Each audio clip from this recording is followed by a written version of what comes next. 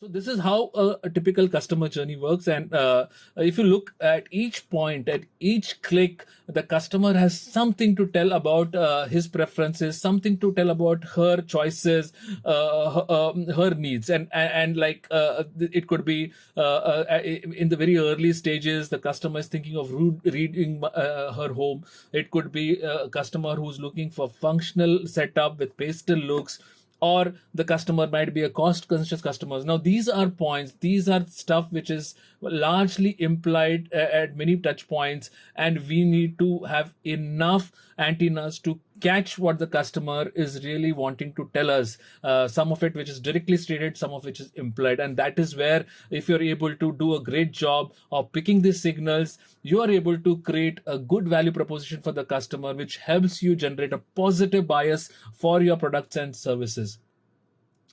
So what will make us win in this journey? Clearly reaching out to the right customers with the right content and at the right time. We need to provide a seamlessness between the physical and digital journeys. We need to help our customers inspire to dream and deliver personalized designs. We need to constantly keep nudging our customers with contextual insights to make the right decisions, and we need to be transparent throughout the journey, because anybody who has gone about decorating their home or doing their home would really want a high degree of transparency and visibility throughout the process.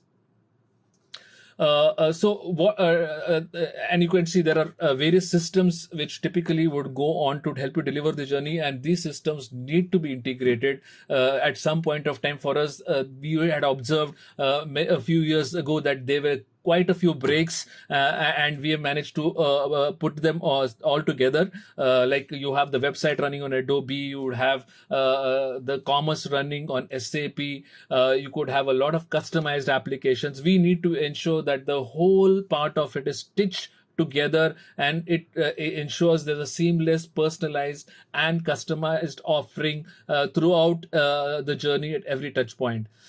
Journey breaks leads to poor customer experiences. It leads to lower NPS. We use NPS as a measure to keep constantly gauging how are we doing with respect to the customer. This is a business wherein the cost of customer acquisition does make a difference, and if you're not able to give the right content or the right or you're not approaching the right customer, the acquisition cost could be really very high.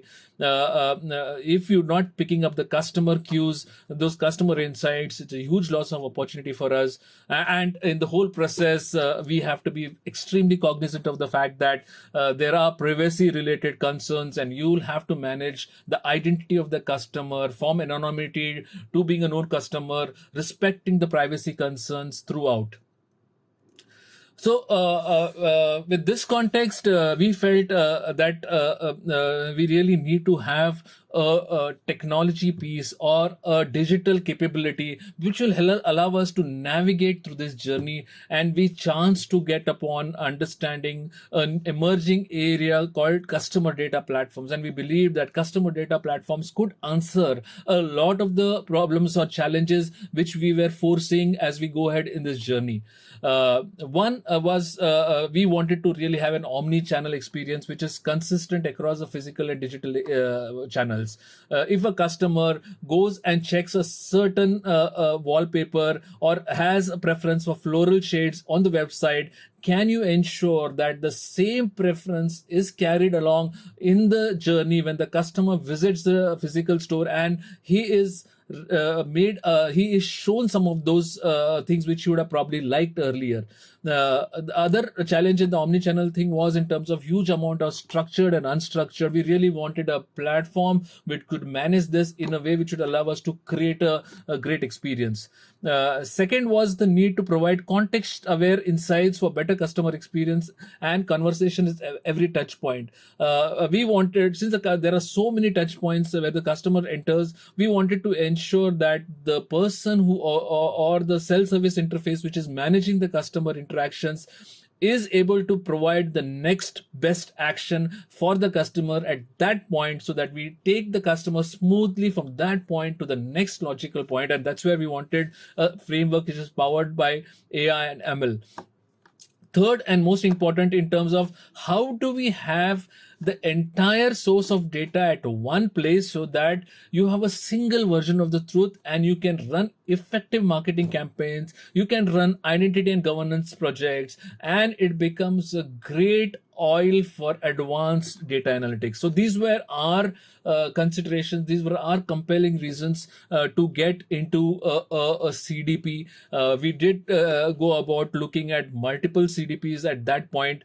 Since we were pretty early in the journey, I guess a lot of the biggies did not have a offering called CDP, and we chanced to go through treasure data at that point, and we found it a pretty useful and a good match in terms of partnering with us in our journey of this transformation.